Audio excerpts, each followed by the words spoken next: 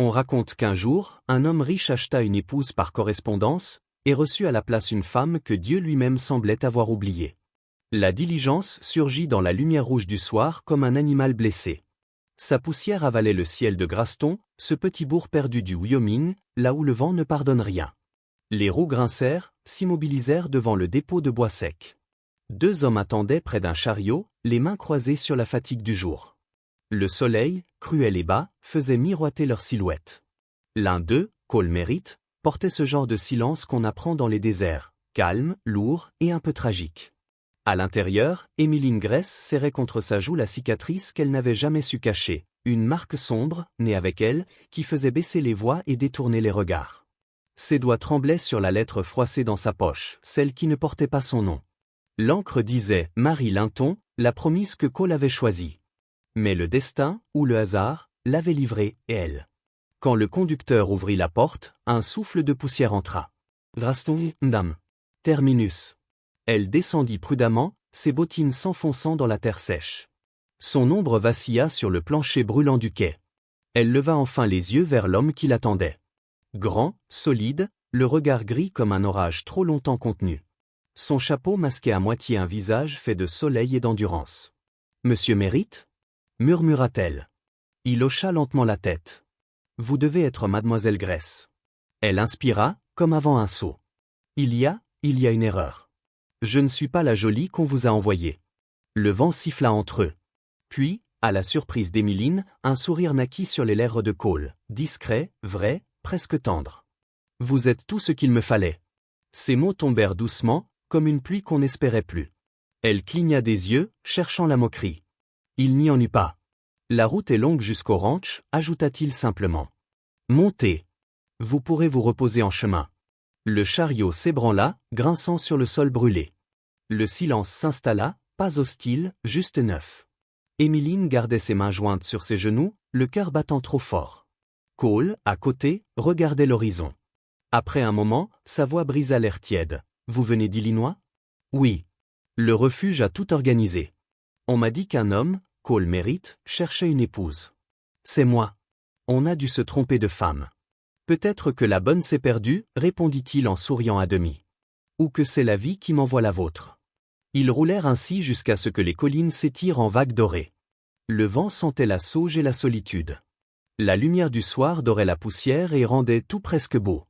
Quand enfin la silhouette du ranch apparut, Emmeline sentit un serrement au creux du ventre. Devant eux, une maison de bois pâli, 2 étages, les volets tordus par le temps. Autour, des clôtures blanches, quelques bâtiments, et ce silence immense des terres sans écho. Cole arrêta les chevaux. « Ce n'est pas grand-chose, mais ça tient debout, » dit-il. Elle observa la maison. On dirait un endroit bâti par quelqu'un qui ne renonce pas. Il eut un léger rire. C'est une façon de le dire. Il l'aida à descendre. Sa main, rugueuse et chaude, effleura la sienne. Ce contact fit trembler tout ce qu'elle croyait mort en elle. « Je peux trouver mon chemin seul, » murmura-t-elle. « Je n'en doute pas, mais vous êtes en sécurité ici, mademoiselle Grace. C'est tout ce qui compte. » Le crépuscule s'allongeait, violet et doré. Les ombres des collines rongeaient peu à peu la lumière. Pour la première fois depuis longtemps, quelqu'un lui parlait sans pitié, sans curiosité. Juste avec cette humanité tranquille qui guérit sans promesse. Elle monta les marches du perron. Chaque pas sonnait comme un serment silencieux. À l'intérieur, l'air sentait la fumée et la résine. Le bois craquait sous ses bottes. Une cheminée brûlait faiblement. Rien n'était en désordre, mais tout paraissait figé, comme si la vie s'y était arrêtée sans prévenir. Dans la cuisine, une femme l'attendait. Grande, le dos droit, les cheveux gris tirés si fort qu'il semblait maintenir son visage en place. Ses yeux clairs, perçants, pesaient plus qu'un jugement. « Voici Madame Mara, la gouvernante, » dit Cole. « Elle vous montrera votre chambre. » La vieille inclina la tête, sans sourire. « Vous venez de loin, on dirait. » Emmeline hocha. « D'assez loin pour ne plus savoir où est chez moi. » Un bref silence, puis la gouvernante soupira. « Ici, on apprend vite. Le vent ne garde rien pour les faibles. » Cole resta un instant dans l'encadrement de la porte, son ombre découpée par la lumière du foyer. Ses yeux suivaient la jeune femme sans un mot, mais tout dans son regard disait « Quelque chose vient de commencer. » Au dehors, la nuit montait. Les coyotes hurlaient au loin. Dans la maison du ranch Merritt, une inconnue posait ses valises sur le sol d'un homme qui n'attendait plus rien. Et quelque part, derrière la fenêtre, une silhouette observait la scène. On dit qu'il n'y a rien de plus bruyant qu'une maison où personne n'ose parler. Depuis la fenêtre entr'ouverte, Émiline perçut la voix étouffée de l'écurie. C'est donc elle qui l'a épousé? Pas son genre, pourtant. Le rire bas de l'homme s'évanouit dans le vent. Ses mots restèrent suspendus, lourds comme la poussière qu'il soulevait. Elle traversa le couloir du ranch sans répondre. Chaque planche craquait sous ses pas comme pour rappeler qu'elle n'était ici qu'en sursis. Dans la cuisine, elle retroussa ses manches. « Je peux éplucher les pommes de terre ?» Madame Mara leva un sourcil sec. Ce poil a son humeur. Vous ne feriez que vous brûler. Plus tard, voulant balayer le perron, Émiline saisit un balai. Gab, le palefrenier, surgit aussitôt. Mieux vaut pas, dit-il en haussant les épaules. Le patron aime pas qu'on abîme des mains faites pour tenir une tasse, pas une pelle. Aucune cruauté ouverte, seulement cette politesse qui isole. À la nuit tombée, elle mangea seule dans l'ombre de la cuisine, tandis que le murmure des fourchettes dans la salle voisine lui rappelait qu'elle n'appartenait pas encore à cet endroit. Cole, lui, restait distant. Il partait avant l'aube, rentrait couvert de poussière et d'odeur de cuir. Il ne l'introduisit à personne, ne la défendit pas, mais ne l'humilia jamais. Sa présence semblait accepter la sienne comme on accepte un orage, imprévu, mais inutile à combattre. Pourtant, quelque chose changeait. Chaque matin, devant la porte de sa chambre, elle découvrait une tasse de café encore tiède et une tranche de pain soigneusement posée sur une assiette. Les jours de froid, un manteau de laine l'attendait sur la rampe, pile à sa taille. Un après-midi, elle trouva un second oreiller, plus doux, parfumé de cèdre. Il n'en parla jamais. Une nuit, cherchant de l'eau, elle vit la lampe encore allumée dans le salon. Cole, assis à la table, recousait la doublure de son manteau. « Vous n'avez pas à faire ça, souffla-t-elle. Sans lever les yeux, ça devait être réparé. Elle hésita, les doigts crispés sur le chambranle. « Ce n'est pas à vous de vous en charger. »« Ce n'est pas grand-chose, répondit-il. Ce lieu n'accueille pas facilement les étrangers. Mais ne les laissez pas vous faire croire que vous en êtes une. » Les mots n'avaient rien de tendre, pourtant ils lui réchauffèrent le cœur. Cette nuit-là, devant sa fenêtre, elle contempla la lune glissant sur les champs. Pour la première fois depuis des années, quelque chose en elle se délia. « Il ne m'a pas choisi pour la beauté, murmura-t-elle. Mais tout ce qu'il fait est plus beau que 1000 promesses. » Les jours suivirent une cadence tranquille. Les feuilles jaunissaient, l'air se chargeait d'un goût d'hiver. Émiline vivait sous le même toit depuis des semaines, sans que la distance entre eux diminue. Cole travaillait d'aube en crépuscule, réparait les clôtures, soignait le bétail, domptait la terre. Toujours seul. Elle le regardait s'éloigner à cheval, silhouette minuscule contre le ciel immense. Quand elle lui portait le repas, il hochait la tête, mangeait en silence, repartait. Peu de mots, beaucoup de gestes. Pourtant, sous ce mutisme, elle percevait autre chose, une fatigue ancienne, un chagrin qu'il ne laissait paraître qu'à travers ses attentions muettes. Les autres disaient, le patron, il est froid comme le fer. Mais elle savait. Elle avait vu ses mains replacer son châle sans un mot, ses yeux se détourner pour ne pas la troubler. Il l'évitait, oui, mais il la veillait à distance, comme on protège un secret fragile. Puis vint l'accident. Le ciel s'était couvert d'un voile de cuivre. Émiline revenait du poulailler quand elle aperçut Cole au loin, penché sur un fil de fer barbelé. Le claquement métallique fendit l'air, il recula brusquement, la manche en sang. Elle courut, la gorge serrée. « Cole. »« Ça ira, dit-il entre ses dents. Mais elle s'agenouilla, attrapa son bras. « Vous m'avez aidé quand je ne savais plus où aller. Laissez-moi vous aider à mon tour. » Il céda. La coupure était profonde. Dessous, une vieille cicatrice serpentait, blanche et tordue comme un éclair figé. Cette marque, elle ne date pas d'hier. Un silence long. Un incendie. Il y a des années. J'étais fiancé, dit-il enfin. Clara. Une fille de l'Est. Élégante. Elle voulait le monde, pas un homme aux mains brûlées. Après ça, j'ai fermé la porte. À tout le reste. Sa voix se brisa, sèche. Le vent fit frémir l'herbe. Émiline ne répondit pas tout de suite. Puis, on ne choisit pas les cicatrices, Cole. Seulement la manière de les porter. Il releva les yeux. Pour la première fois, il la regarda vraiment. Ni la tache sur sa joue, ni la robe usée, juste elle. Et dans ce regard, il y eut quelque chose d'un homme qui revoit la lumière après trop de nuits. La pluie commença ce soir-là. Émiline ne trouvait pas le sommeil. Elle sortit, un châle sur les épaules. Des notes de guitare flottaient dans le noir. Cole, assis sur le banc du perron, tenait l'instrument poussiéreux qu'elle avait remarqué dans le salon. Ses doigts faisaient naître une mélodie simple, hésitante, mais si chargée de douceur qu'elle sentit ses yeux se mouiller. Elle resta immobile, écoutant. Chaque note semblait dire « Je ne sais pas aimer avec des mots, alors je parle autrement ». Et dans cette nuit de pluie, quelque chose, enfin, s'éveilla. Le passé finit toujours par retrouver ceux qui essaient d'aimer en silence. Assise sur les marches du perron, Emmeline observait les ombres danser derrière la fenêtre. Le feu projetait sur le visage de Cole des reflets d'ambre et de nuit. Sa main marquée bougeait sans hésitation, suivant le rythme d'une mélodie qui n'attendait rien, mais offrait tout. Cette nuit-là, aucune distance ne séparait plus leur silence, seulement la musique et la lumière tremblante entre eux. Au matin, un détail la troubla, une porte, étroite et neuve, venait d'apparaître dans sa chambre, donnant sur la véranda. Le soleil s'y glissait comme une bénédiction. Plus tard, croisant Cole dans le couloir, elle l'entendit murmurer « La lumière du matin est belle ici. Je me suis dit que ça te plairait. » Et il repartit avant même qu'elle puisse répondre. Le soir venu, elle s'assit près de la fenêtre avec un petit carnet posé sur ses genoux. Elle y traça une seule phrase « Il porte sa douleur comme une chanson discrète. Et peut-être que je suis ici pour l'écouter. » De l'autre côté du couloir, Cole, par la fente de sa porte entr'ouverte, la vit écrire. Et, pour la première fois depuis son arrivée, un vrai sourire lui échappa. Court, timide, mais vivant. Le vent, ce jour-là, soufflait sec et chargé de poussière. Emmeline, au jardin, arrachait les mauvaises herbes entre les rangs de légumes fanés. Elle portait une robe simple, les manches roulées, les cheveux attachés d'un ruban que Mara avait fini par tolérer. Cole était parti dès l'aube. Le silence du ranch semblait s'étirer à l'infini. Jusqu'à ce qu'un bruit étranger le déchire, le martèlement d'un cheval. Pas rapide, mesuré, calculé. Elle se redressa, époussetant ses mains. Sur le chemin, un cavalier s'approchait.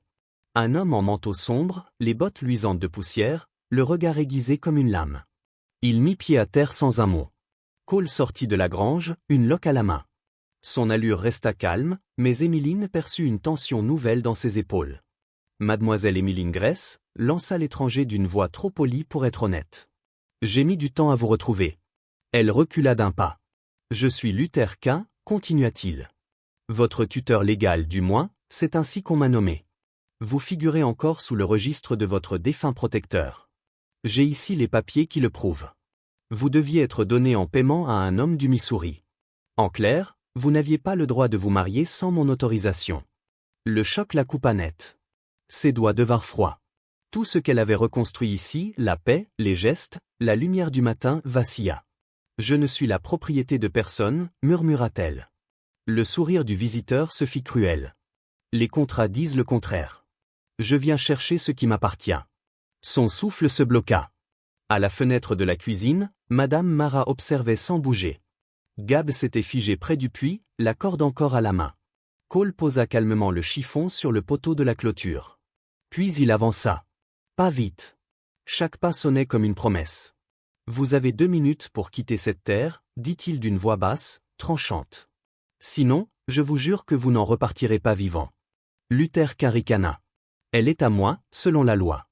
Non, répondit Cole, sans hausser le ton. Elle ne l'est pas. Quelque chose dans son regard arrêta net la bouche du visiteur. Le vent se tut, suspendu.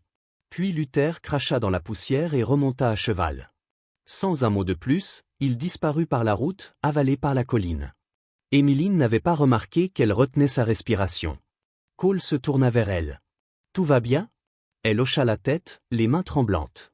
Il ne tenta pas de la rassurer, ne la toucha pas. Mais il resta là, entre elle et la route, jusqu'à ce que la poussière retombe.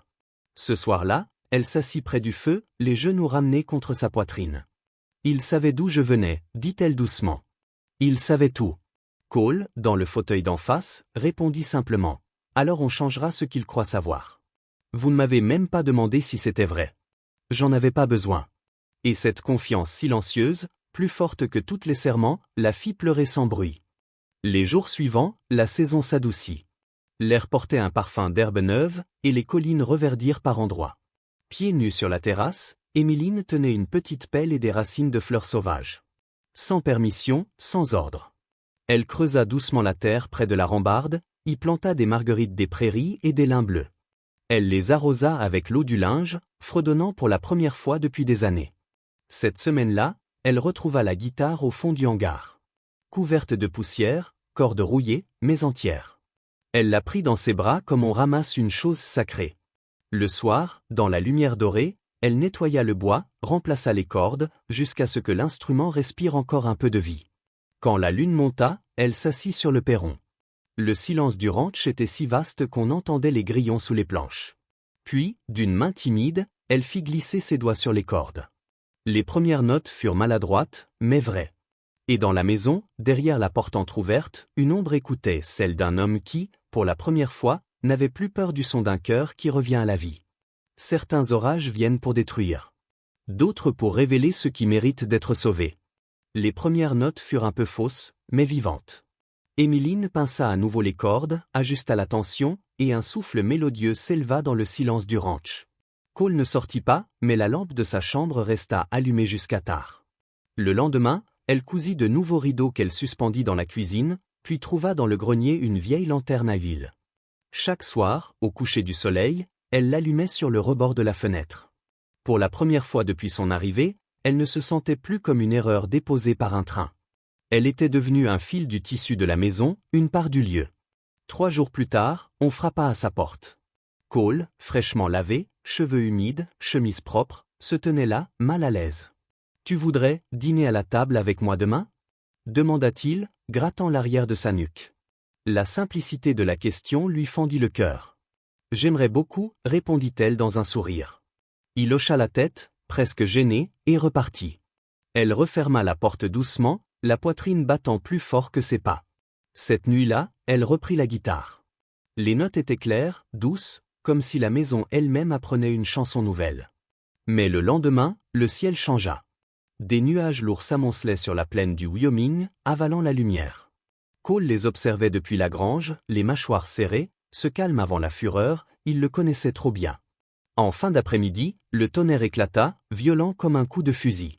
Les chevaux s'agitaient dans le corral, hennissant, les oreilles plaquées. « Rentre à l'intérieur !»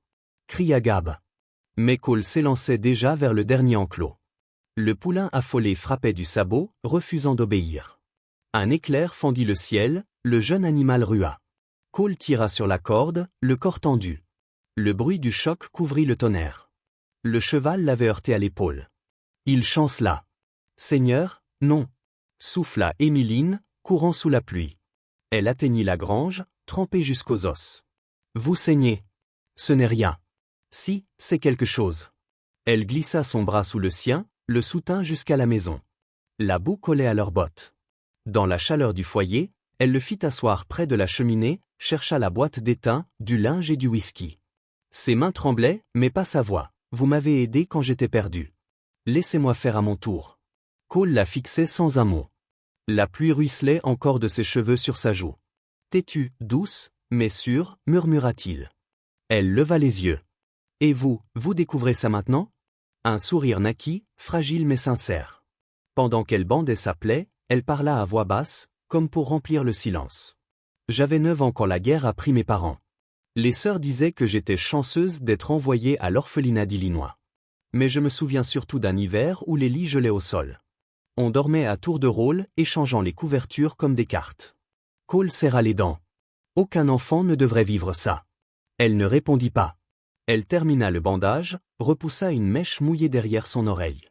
Alors, sa main se posa sur la sienne, chaude, ferme, vraie. « Tu n'as jamais été un second choix, dit-il lentement. Jamais. » Ces mots la frappèrent plus fort que le tonnerre. Elle resta immobile, le souffle suspendu. « Je devais le dire depuis longtemps, » ajouta-t-il. Dehors, la tempête battait la terre, mais à l'intérieur, tout s'était apaisé. Plus tard, elle lui apporta du thé, s'assit près du feu. Il paraissait pâle mais présent, son regard posé sur elle. « Vous le pensiez vraiment ?»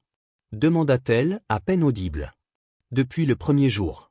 Quand tu es descendu de cette diligence, avec cette robe grise et cet air de défier le monde. » Un silence. Puis, doucement. « Finalement, t'as pas eu besoin de te battre. Il suffisait de rester. » Un éclair illumina la pièce. Elle le regarda, cet homme marqué, blessé, mais intact dans ce qui comptait, la dignité, la tendresse. Pas brisé. Endurant. La tempête cessa avant l'aube. Le ciel rosissait, lavé de toute colère. Cole dormait sur le canapé, respiration calme. Emmeline, assise près de lui, tenait la guitare et effleurait les cordes. Une berceuse simple, à peine un souffle juste pour lui. Peut-être, pensa-t-elle, c'est la première fois qu'il entend vraiment une chanson faite pour lui. Les jours suivants portèrent un parfum d'été prolongé. Les après-midi s'étiraient en miel et lumière douce. La vie reprenait dans la vallée. Les cloches de l'école tintaient, les moissons approchaient. Emmeline, désormais, avait trouvé sa place. Elle enseignait la musique à l'école du bourg, sous le grand sycomore, chaque samedi. Les enfants riaient, chantaient des airs anciens, leur voix s'élevant comme un espoir neuf au-dessus des clôtures. De loin, Cole les observait, appuyé contre un poteau, feignant d'inspecter ses bottes. Et dans ses yeux, ce jour-là, brilla la paix de ceux qui ont cessé de fuir parce qu'ils ont enfin trouvé un endroit où rester. Parfois, le bonheur arrive sans fracas, comme une brise qui reste parce qu'on a enfin cessé de la chasser. Il ne s'approchait jamais trop, mais Emmeline sentait son regard comme une chaleur sur la peau. Un matin, après que la dernière chanson des enfants se fut éteinte, l'épouse du pasteur vint la trouver. « Vous avez ramené quelque chose à cette ville, ma chère. Quelque chose dont on ignorait qu'il nous manquait. » Rougissante, Emmeline glissa une mèche derrière son oreille. « J'essaie seulement de les garder loin des bêtises, » répondit-elle.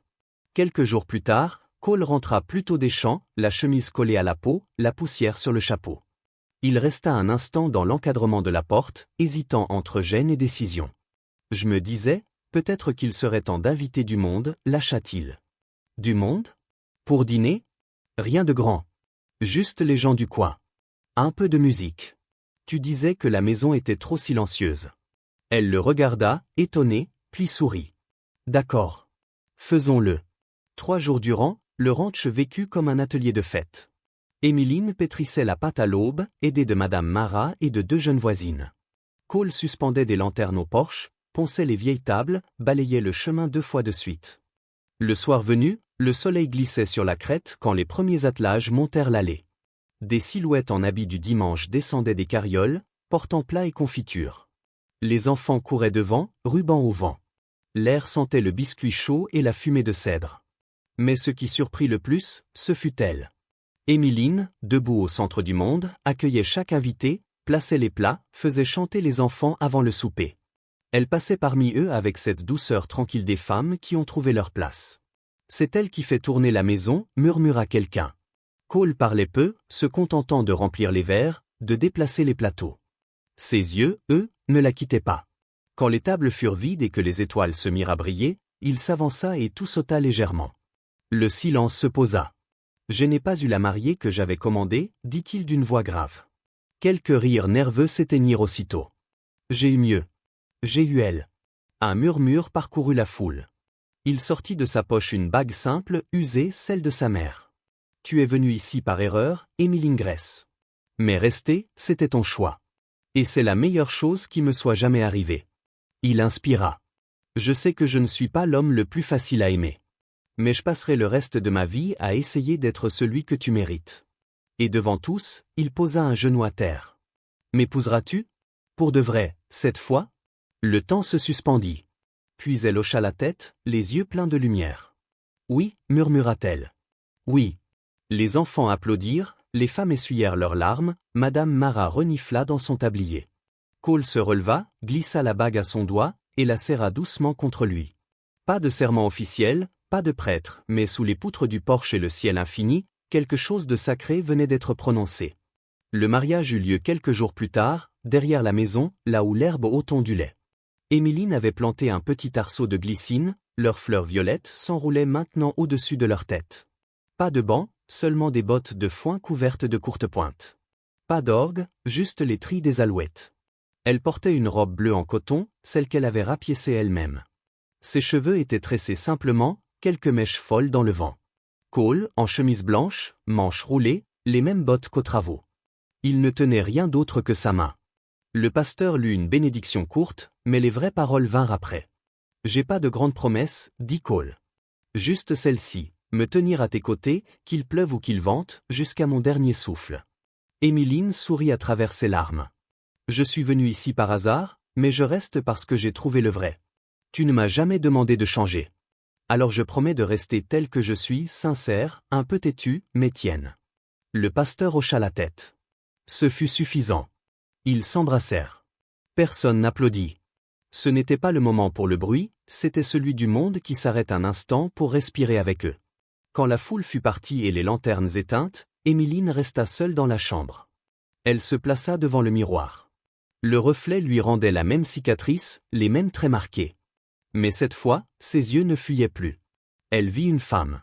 Pas choisie par erreur, choisie par elle-même. Le plancher craqua derrière elle.